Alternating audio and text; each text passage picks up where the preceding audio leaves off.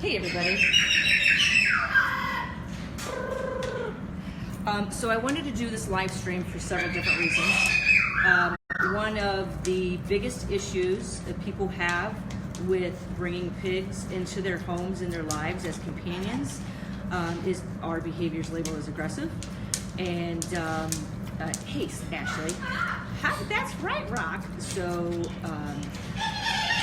I work with several different pigs, and I focus on behavior modification, what's going on in the environment, and so much of what we do here.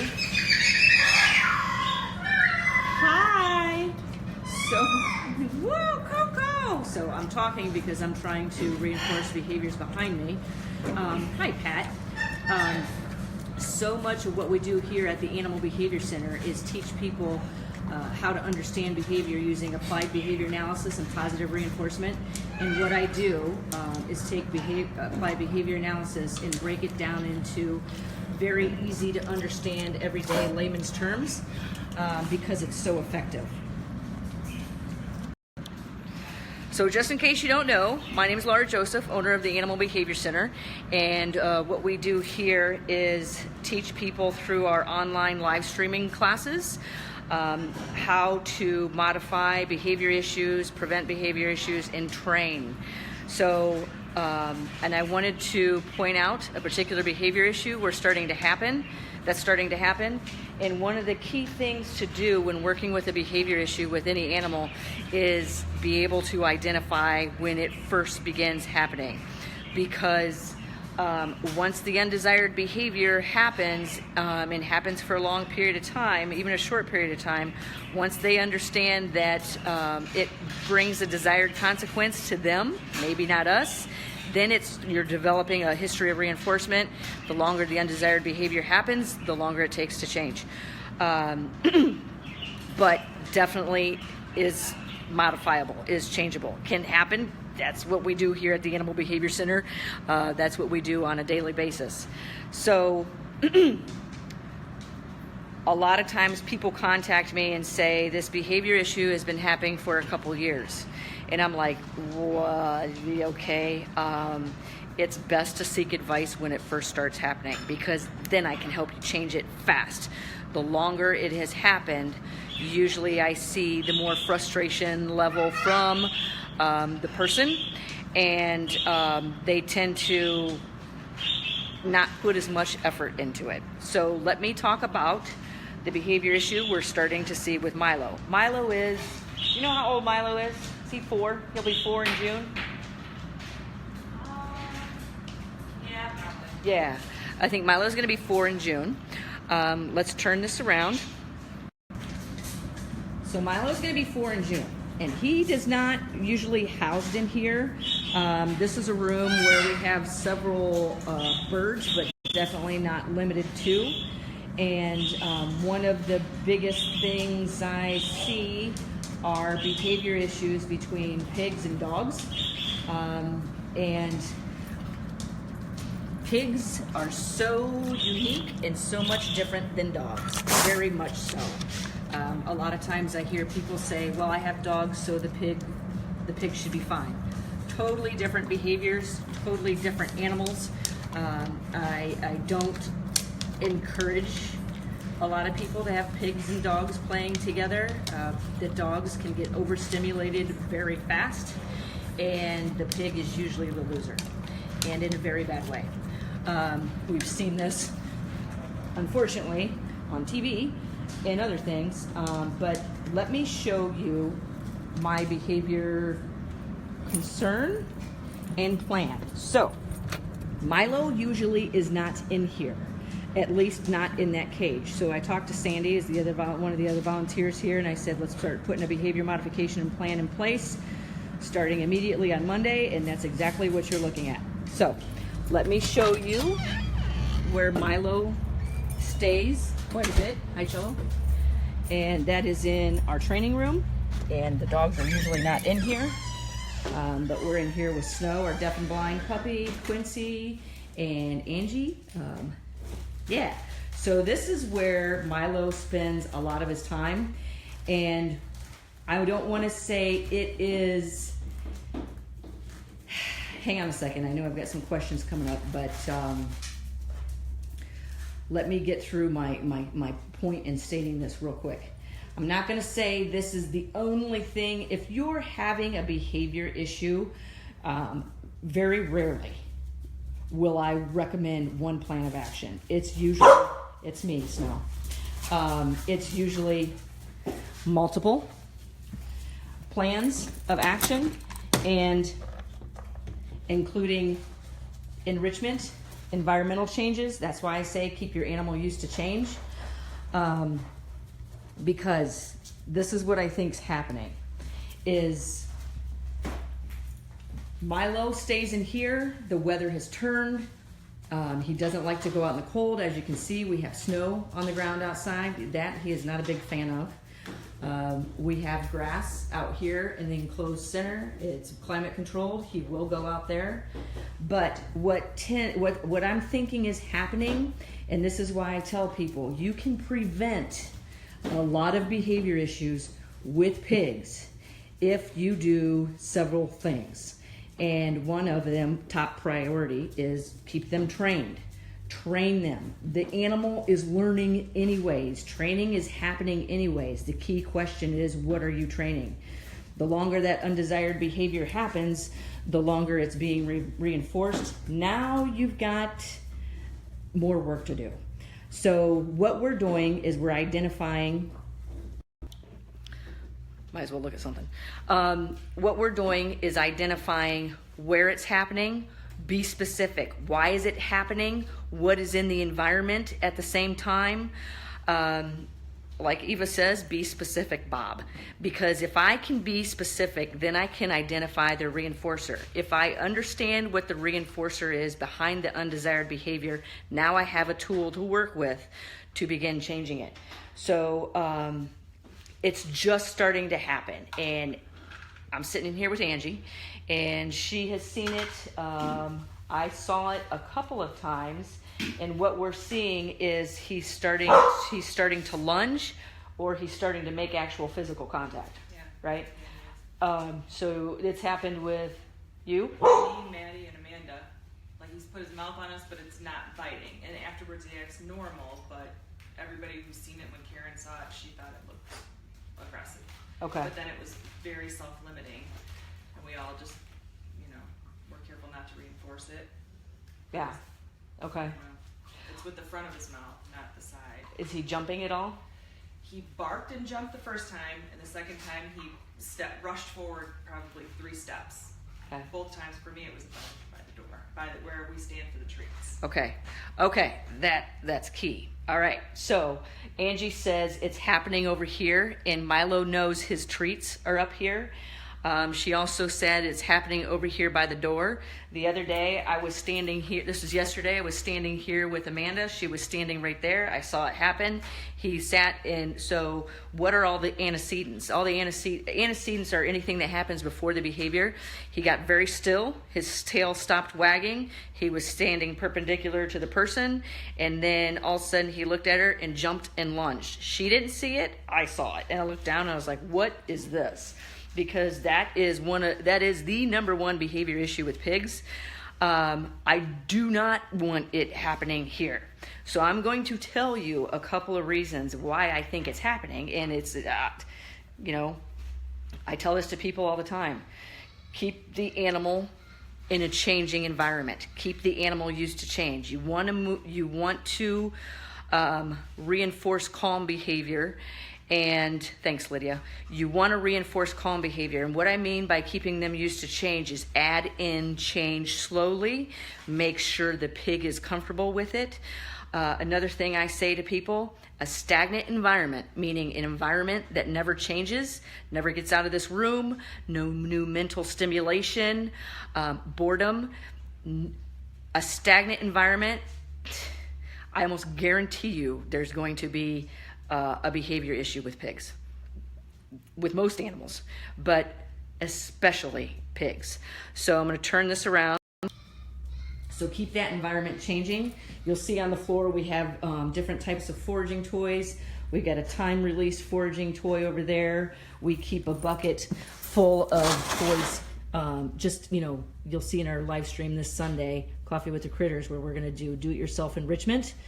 So we keep them engaged, but it doesn't always have to be food. And keep this environment changing. So I almost guarantee you the reason it's starting to happen in here is because we're getting busy. We've got several different animals here that we're working with, training. The holiday season's here, it's getting busy. So I guarantee you enrichment in here for the pig is probably slowly starting to decrease, and change is starting to decrease. So I said, this is going to be one factor in our behavior modification plan. Let's keep thanks, Angie. Oh. Let's keep the environment changing. I'll show you one of the things we do here. Is we have birds here. So we come out, we keep the leftover bird food, but it doesn't have to be. You can do this with their breakfast. You can do this with Cheerios. You can do it with fruits and vegetables. We bring it out here throughout the day, and we have this, we have a chart started for him, and we'll do this at least once a day. Throw food out like that, and we throw it all over here. Our outdoors are limited right now because he doesn't want to go outside because it's too cold. I don't blame him, so I'm not going to force him to. He used to go in the house all the time. He hasn't done that in a couple years, so we're going to bring the dogs out here in the morning, start taking Milo back into the house. And it's not convenient because we have to think about it. And because it's not convenient, that causes people to not work on the behavior issue. So we're going to keep his environment changing, and that's why I said let's start bringing him in here. And I hear sometimes people say put the animal in a smaller environment and keep them that way. That I can almost guarantee you is going to make the aggression skyrocket. Okay, the importance is keeping them used to change. You can keep that change through varying enrichment, so we don't just put him in here. He hasn't been in that cage in a long time. This was recently occupied by a Eurasian eagle owl. So every time we put them within a crate, we provide some type of enrichment for them. And like I was just talking with somebody in the level 2 membership this morning, enrichment is always identified by the animal, not by us. It's just us. Hey, kitty. It's just us when we can identify it and put it to use. So there's several different things we do here with Milo as far as we keep him searching for things, keep him foraging for his food. Foraging meaning working for his food. So he's going to spend time in here. He's going to spend time out here. He's going to spend time in the house. He's going to spend time in the training room. He's going to spend time in the center. And one main thing, just keep it changing. And another big key part is keep them socialized. Hello, Cindy. Keep them socialized. So Milo hasn't been out of the center in several months. Why? Because I'm busy. I have a lot of the same issues you guys have as well. I am busy. I am on the road. I'm doing different things. I'm trying to keep the enrichment moving. I'm busy training. So his socialization skills or opportunities, boom, seriously declined. So I'm not just going to pick him up and take him somewhere, because if he's not used to that, that is a behavior we need to shape, meaning take small approximations towards the desired behavior and reinforce those small approximations. So I may start taking him out into the parking lot out front. I may start taking him out. He's already trained to go up a ramp.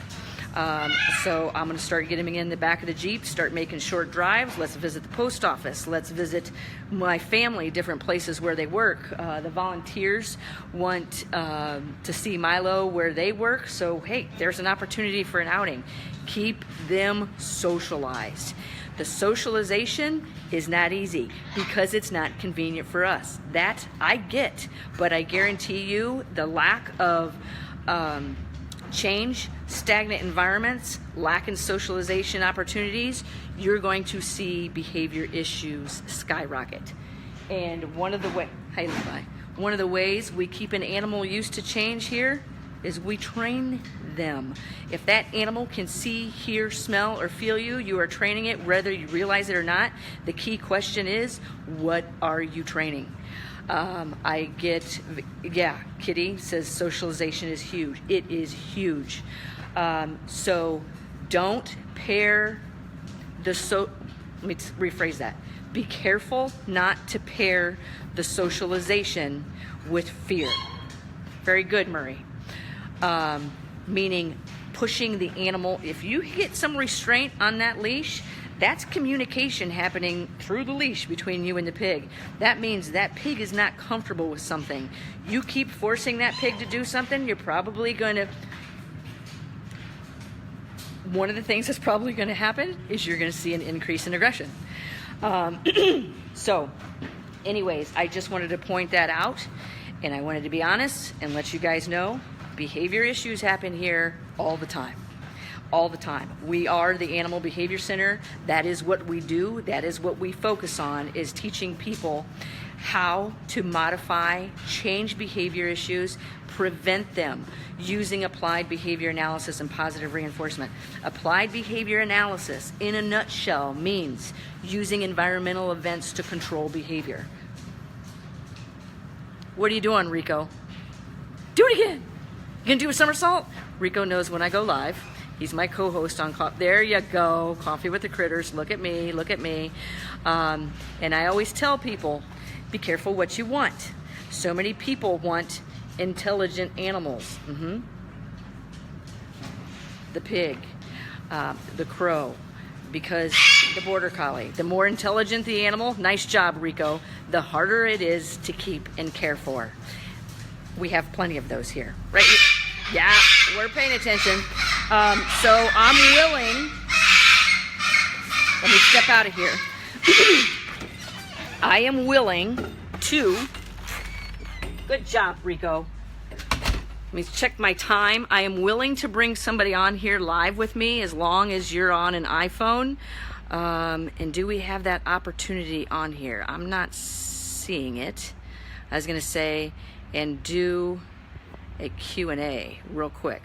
Unfortunately, I don't think I'm able to do it through my business page. We just did this last week in the Parrot Project. Is that a Facebook page? Yeah, I'm not sure exactly what you're talking about, Monica, but if you go to the Animal Behavior Center's Facebook page, you will see our Coffee with the Critters on Sundays. We also have, if you go to our website, theanimalbehaviorcenter.com, you'll see where people can join up for the Pig Project. The Pig Project is, it's paid for, but it's for the year. And we do live stream training like this all the time. And we have, right now we're working on teaching pigs to accept allowing their teeth and their tusks to be brushed. We work on aggression, we work on stationing, we work on socialization, we work on enrichment. We're in there showing enrichment a lot, because in order to change an undesired behavior, you have to replace it with another behavior. So we often train a new behavior. We approach it with socialization. We approach it with enrichment. It's too bad. Because I really wanted to pull somebody on here and have them go live and ask a question. Yeah, so Ashley's in it. There's a couple different people in here that are in it. You're very welcome. If you guys know of anybody having behavior issues with their pigs, please tell them to contact me. That is a big focus of what we do here. Pigs are resource guarders. We have a lot of resource guarders here. We have dogs are resource guarders. Pigs are huge resource guarders. We have the turkey vulture down here, resource guarder. So behavior isn't easy. If it was, it would be a perfect world. So anyways, anything else I wanted to say about this? So thanks for attending. Please share this if you know people having problems with their pigs. You don't want to become a client of mine. unless you're wanting to be a trainer or you're wanting to do better with your animals. Don't become a client of mine because of a behavior issue. But I can definitely help you if you're having behavior problems. I work with a lot of animals. I work with a lot of different animals. As you saw in there, we have a deaf and blind dog. I love working with exotics, but definitely not limited to. Pig could be considered as an exotic because it really drives home my message, which is you can use force, coercion, and aversives to change behavior, but it's not that they don't work. They do work, or they wouldn't exist. The problem or the concern is they have their consequences. And one of the 4 main consequences of using force and coercion, meaning do it or else, to control behavior is increased aggression. That is in the master's classes on applied behavior analysis that I have taken, and following B.F. Skinner's laws of behavior. So anyways, thanks for attending. You have any questions? I really wanted to pull somebody on here. Unfortunately, I don't know how to do that on my public Facebook or my business Facebook page. So maybe we'll work on that. All right. Have any questions? Message me. See you guys. And check out the Pig Project at theanimalbehaviorcenter.com. Nice job, Quince.